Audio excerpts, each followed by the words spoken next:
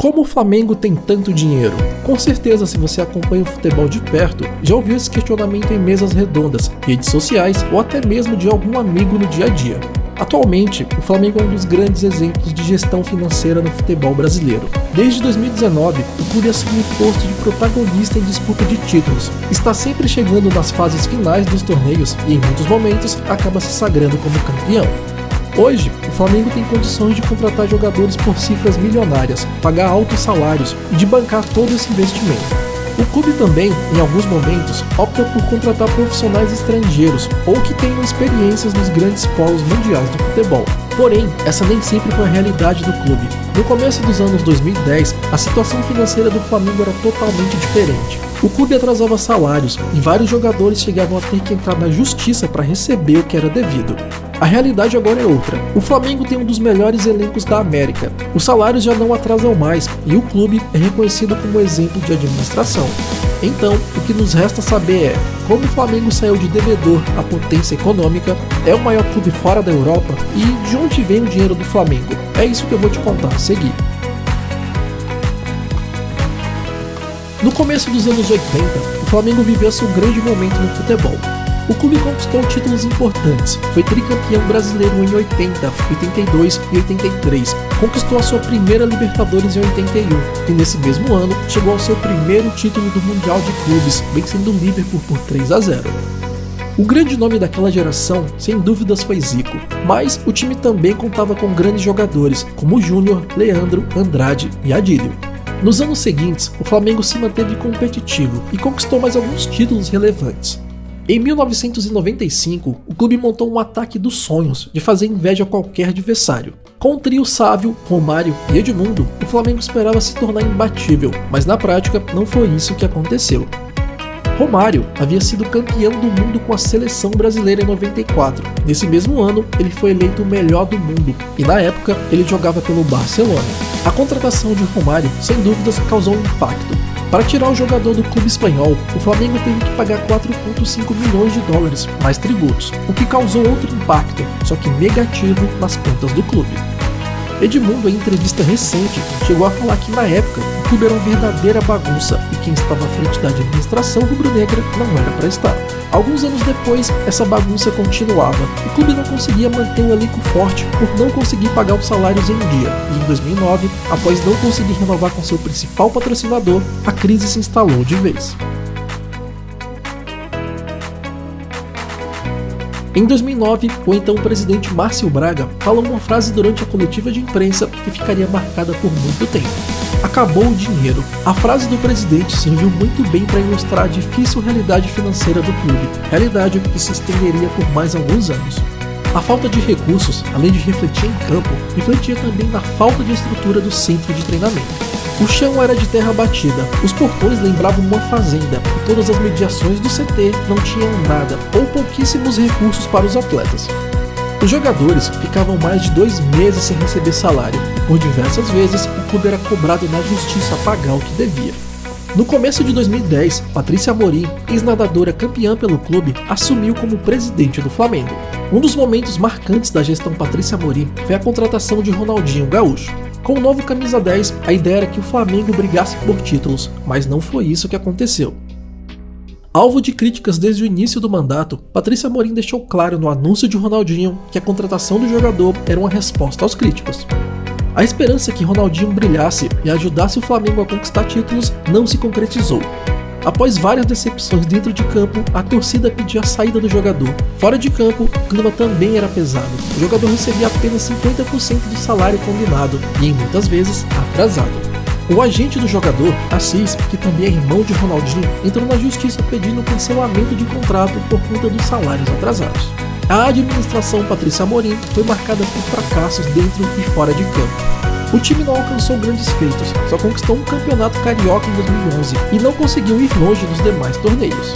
Nos bastidores, troca frequente de técnicos e diretores de futebol, atraso de salário sempre em pauta e as contratações decepcionaram os torcedores. No mercado, o clube estava totalmente descredibilizado e a dívida do Flamengo só aumentava. Vendo que a situação do Flamengo estava insustentável, em meados de 2012, um grupo de executivos de sucesso decidiu concorrer às eleições para, quem sabe, arrumar a casa. O grupo era composto por Luiz Eduardo Batista, na época presidente da Sky, Rodolfo Landim, do ramo petrolífero, e Eduardo Bandeira de Mello, executivo de carreira no BNDES. O escolhido para presidente foi Bandeira de Mello, e uma das primeiras ações dele e do grupo à frente do clube foi contratar a multinacional Ernst Young para fazer uma auditoria nas contas do Flamengo. Apenas 100 dias do início da nova gestão, os números da auditoria foram revelados e o resultado foi muito pior do que se esperava. O resultado da análise contábil mostrava um rombo de 750 milhões de reais. Os números eram 300% a mais do que os antigos dirigentes esperavam. 400 milhões eram dívidas fiscais. A gestão anterior tinha deixado de recolher 86,7 milhões em impostos. Outros 184 milhões eram referentes a dívidas trabalhistas e pagamentos judiciais. Ainda havia 172 milhões destinado a pagar futuras condenações na Justiça do Trabalho. Sabendo de todo o endividamento do clube, o plano era conter a dívida, enxugar os gastos e maximizar as receitas. Esse processo seria doloroso, seria o remédio amargo necessário para o paciente se recuperar. Uma das primeiras ações de Bandeira de Mello para cortar gastos foi a rescisão de contrato com jogadores que tinham salários fora da realidade do clube. Wagner Love era o principal nome do time na época, e o Flamengo havia feito sua contratação junto ao CSKA. O clube havia parcelado a compra em 4 pagamentos. Ao todo, o jogador custaria cerca de 27 milhões de reais.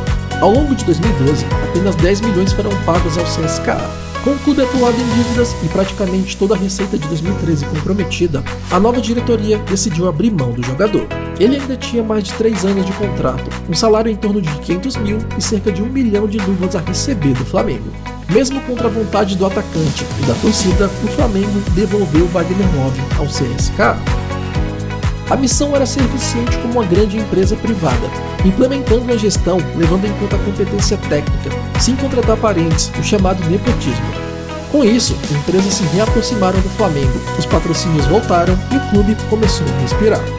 Houve também a adesão ao Profut, que é o programa de modernização da gestão e de responsabilidade fiscal do futebol brasileiro, que foi fundamental no processo de alívio das contas do clube. Entre 2013 e 2014, a dívida foi reduzida para cerca de 660 milhões de reais. Em campo, o clube apostou em um elenco mais barato. O título da Copa do Brasil de 2013 ajudou a dar respaldo à diretoria para seguir no trabalho de reestruturação financeira. O balanço de 2013 mostrou uma receita de quase 260 milhões de reais, 61 milhões a mais do que 2012. O que contribuiu para o aumento da receita em 2013 foi a arrecadação com a torcida. O programa de sócios Nação Rubro-Negra foi lançado naquele ano. A arrecadação da torcida, que era de 25 milhões de reais em 2012, passou para 83 milhões na temporada seguinte. Pelo excelente trabalho fora de campo, Bandeira de Mello foi eleito para mais 3 anos à frente do clube. A promessa agora era fazer o futebol rubro-negro decolar. A grande contratação daquele ano foi o meia Diego, revelado no Santos e com uma longa passagem pela Europa. Em 2017, Everton Ribeiro chegou. Em 2018, Vitinho veio como uma grande esperança. Entre 2017 e 2018, o clube faturou 217 milhões com atletas. Vale lembrar que em 2017, o Flamengo aceitou a vinda de Vinícius Júnior para o Real Madrid por 45 milhões de euros. Bandeira de Mello explicou que o objetivo sempre foi ter um time forte, mas o clube só faria tal esforço para reforçar bem o time a partir do momento que houvesse condição para isso. Não haveria loucuras financeiras. Antes de rechear o elenco com mais craques, o clube investiu na estrutura do centro de treinamento. Em 2018, o Flamengo inaugurou o módulo profissional do CT do Ninho do Urubu, investimento de 23 milhões e teve inspiração em clubes europeus. A área total é de 5 mil metros quadrados em 2 pavimentos. São 42 suítes, sendo 36 individuais e 6 duplas. O espaço ainda conta com salas de preparação física e 14 banheiras de hidroterapia. Enquanto o faturamento foi aumentando com o passar dos anos, o endividamento também foi caindo. Ao fim de 2018, a dívida passou para 455 milhões de reais. Dentro de campo, o resultado começava a aparecer. O time chegou à final da Copa do Brasil em 2017 e no Campeonato Brasileiro de 2018 ficou com o 2º lugar. O desempenho tinha melhorado, mas ainda faltava um detalhe: ser campeão. Ao fim de 2018, novas eleições no clube e o eleito foi Rodolfo Landim. A promessa do novo presidente era tornar o time imbatível, conquistar títulos e dar alegria à torcida. A gestão de Bandeira de Melo fez algo raro na história do futebol brasileiro. Ele deixou a presidência com um orçamento de 100 milhões separados para investimento em jogadores. A nova administração, com dinheiro em caixa, foi ao mercado com agressividade. No começo de 2019, o Flamengo comprou Arrascaeta por 15 milhões de euros. Gabigol veio da Inter por empréstimo. Bruno Henrique e Rodrigo Caio também se juntaram ao elenco. No primeiro título em disputa do ano, o Flamengo conquistou o Campeonato Carioca. O time já tinha melhorado significativamente, mas o Flamengo queria mais qualidade em campo. Na janela de transferências do meio do ano, chegaram mais reforços. Gerson e o zagueiro espanhol Pablo Mari foram contratados. As laterais também subiram de nível. Felipe Luiz e Rafinha, com extensa passagem pela Europa, assumiram as posições. E para comandar todos esses craques, o escolhido foi o português Jorge Jesus. O Flamengo embalou, alegrou a torcida e encheu os olhos de quem viu aquele time jogar. Ao final da temporada de 2019, o Flamengo foi campeão da Libertadores, título que o time não conquistava há 38 anos. Faturou também o Campeonato Brasileiro daquele ano, com uma enorme vantagem para o segundo colocado e fazendo uma das melhores campanhas da história do Brasileirão. Os títulos se tornaram mais frequentes. Desde 2019, o clube chegou em 3 finais de Libertadores e foi campeão em 2 oportunidades. O elenco, que já era estrelado, ganhou mais reforços. Chegaram Pedro, Everton Cebolinha, o volante chileno Arturo Vidal e muitos outros. O sucesso esportivo andou em conjunto com o sucesso financeiro. No balanço financeiro de 2021, o Flamengo registrou uma receita de mais de 1 bilhão no período, um recorde para o time brasileiro. Impulsionado pelas premiações de títulos da Copa do Brasil e da Libertadores em 2022, a receita aumentou para 1,2 bilhão, 200 milhões acima do esperado. O plano de reestruturação financeira iniciado em 2013 com certeza deu resultados, refletindo não apenas no cenário nacional, mas também mundial. Segundo o relatório da consultoria Brand Finance, o Flamengo é o único clube brasileiro a integrar a lista das 50 marcas mais valiosas do futebol mundial.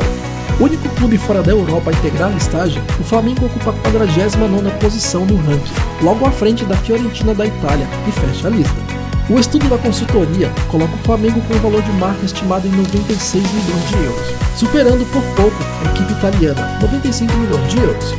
Em outro estudo, agora conduzido pela Deloitte, empresa líder em auditoria e assessoria financeira, colocou o Flamengo em uma lista com os clubes que mais faturaram em 2022. Entre os 20 principais clubes, 19 são do velho continente, ou seja, de fora do poderoso futebol europeu, apenas o Flamengo está no ranking. Nesse momento, em questão de arrecadação financeira e de valor de marca, podemos sim afirmar que o Flamengo é o maior clube fora da Europa. Mas, com certeza, você já deve ter se perguntado como o Flamengo consegue atingir esses números de receita, né? O último balanço publicado pelo clube, referente ao ano de 2021, mostrou que as principais fontes de receita foram com direitos de transmissão, venda de jogadores, marketing e comercial. O clube arrecadou 247 milhões na soma de patrocínios, publicidade e licenciamentos. O faturamento ainda é reforçado pela transferência de jogadores, com 222 milhões líquidos. A principal fonte de receita do clube nesse período foi com a venda de direitos de transmissão, que representou uma receita de 450 milhões de reais. O engajamento da torcida é outro pilar no faturamento do Flamengo. Ainda em 2021, o clube lançou seu Fan Token, batizado de Fan Token Mengo. Os Fan Tokens são moedas digitais que os torcedores podem trocar por uma série de produtos, participar mais ativamente na vida do clube, ter acesso a conteúdos exclusivos, além de muitas outras possibilidades. O Flamengo vendeu 1,5 milhão de Fan Tokens em apenas 2 horas de negociação na plataforma Sócios.com. Em 2022, como já falado, a receita bruta foi de 1,2 bilhão. O balanço detalhado ainda não foi publicado. Para os próximos anos, a previsão é continuar na casa do bilhão. E para incrementar as receitas, o foco do clube para 2023, por exemplo, é a consolidação do banco virtual em parceria com o Banco BRB, o Nação BRB Fla, que já alcançou a marca de 3 milhões de contas abertas. A ideia não é necessariamente fazer um IPO, que é quando as ações de uma empresa são vendidas na bolsa de valores, mas também vender uma fatia do negócio para outro banco. Ainda está no radar, o clube tem uma filial em outros países, a princípio em Portugal, mas ainda está em busca de investidores parceiros. Todo o sucesso financeiro do Flamengo não foi da noite para o dia. O clube fez o que qualquer empresa ou pessoa em situação difícil faz para se organizar. No Flamengo, adequou seus gastos às suas possibilidades financeiras, conteve e reduziu sua dívida, explorou seus pontos fortes para aumentar suas receitas e, no longo prazo, a estratégia se provou vitoriosa, dentro e fora de campo.